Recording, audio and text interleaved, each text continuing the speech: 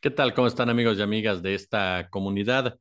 Estábamos observando, por supuesto, este dato ya oficial de que el sexenio del presidente Andrés Manuel López Obrador se convierte en el más violento de la historia reciente de México, con 156.136 asesinatos registrados en el periodo de diciembre del 2018 al 24 de mayo del 2023.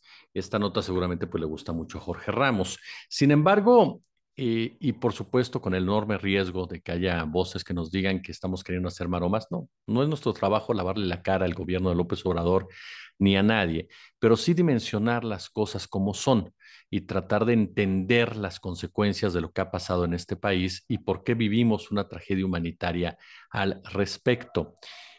Tratar de ubicar al gobierno de López Obrador como el más violento con base a cifras que son consecuencias de políticas erradas, de fracturas, de complicidades y de la institucionalización de la violencia, de la necropolítica como forma de administrar un país, teniendo como mano ejecutora a cárteles de la droga, grupos paramilitares que hacen el trabajo sucio que el Estado no puede hacer, me parece de verdad demasiado, demasiado miope, así de sencillo.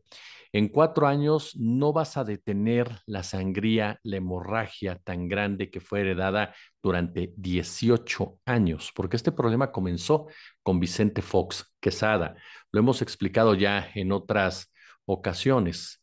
Andrés Manuel López Obrador recibió una tendencia al alza en materia de homicidios.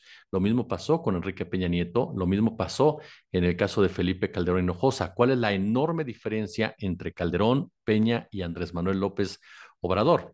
Que Calderón y Peña Nieto utilizaron la violencia como una forma de control social. En el caso de Calderón, militarizó al crimen organizado.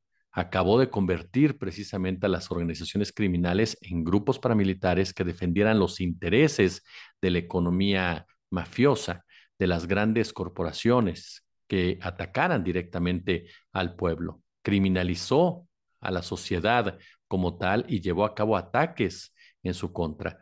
No olvidemos las masacres que se desarrollaron también durante la gestión de Enrique Peña Nieto, en donde se siguió precisamente esa línea, esa forma de conducta tan aplaudida por los Estados Unidos, porque es parte de la estrategia norteamericana que se instrumentó en el continente desde el inicio del gobierno de Miguel de la Madrid y que en nuestro caso en concreto tuvo su imagen y semejanza en lo que fue el Plan Mérida.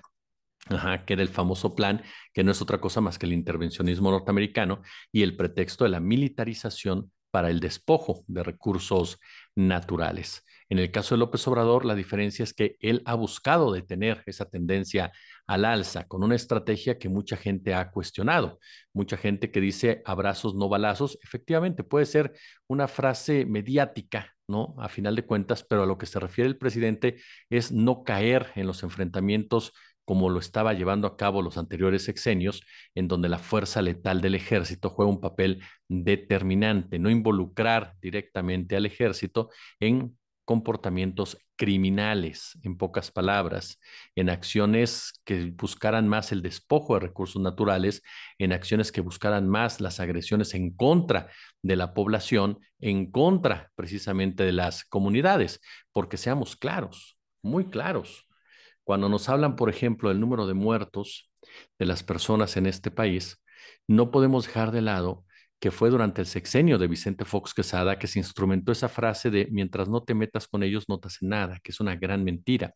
¿Por qué? Porque los integrantes del crimen organizado, que son parte de una sociedad la cual ha normalizado su presencia, su comportamiento, su forma de vestir gracias a la narrativa creada por un poder mediático, ajá, están en todos lados y actúan como se comportan, como criminales. No son blancas palomas, por supuesto, pero no son la cabeza de una pirámide que tiene la generación de violencia como estrategia, una estrategia de parte de la Unión Americana y de los intereses norteamericanos que en México son defendidos no por el gobierno de la Cuarta Transformación, como ha quedado de manifiesto no una, sino en varias ocasiones, sino por el propio Partido Acción Nacional, sus gobernadores, sus legisladores y ni qué hablar del PRI. ¿Por qué? Porque el PAN y el PRI dejaron hace mucho tiempo la ideología nacionalista, la ideología de derecha, de centro, de izquierda, como ustedes quieran, pero que tuvieron interés nacional y se enfocaron y formaron parte de lo que es el neocom,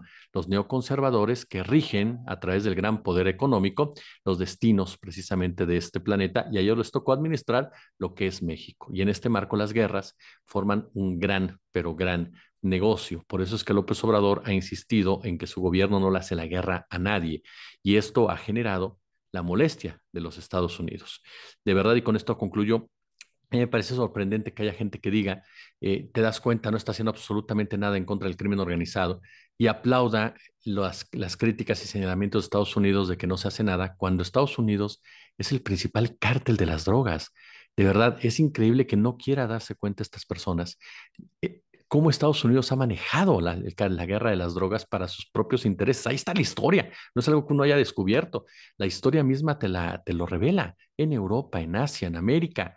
Cómo Estados Unidos es el que impone condiciones porque son ellos, como lo dijo incluso Robert Kennedy Jr., ahora precandidato presidencial demócrata, son las agencias norteamericanas las que generan todo el negocio del narcotráfico. Así de sencillo. Y se lava en los sistemas financieros internacionales legales de la mano de un imperio que hoy por hoy vive momentos complicados, pero que tiene precisamente en ese rubro una de sus principales palancas para, para operar, para actuar. Por eso es que la guerra contra las drogas es un fracaso para la mayoría de la gente, pero una victoria para esa élite. Y por eso no se cambia su efecto punitivo.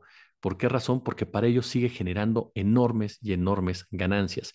Ese grupo es el que ha criticado a López Obrador. Ese grupo es el que ha aplaudido a Felipe Calderón. Entonces me parece que eso tendría que ser más que suficiente para entender las enormes diferencias y por qué, aun y cuando en cifras efectivamente se habla, son cifras escandalosas, son cifras inadmisibles, son cifras de horror, ajá, son consecuencias de entreguismo, de políticas y de acciones que tienen una finalidad muy, pero muy clara, demasiado clara y que proviene del tío Sam. Como siempre, un gusto. Como siempre, un placer.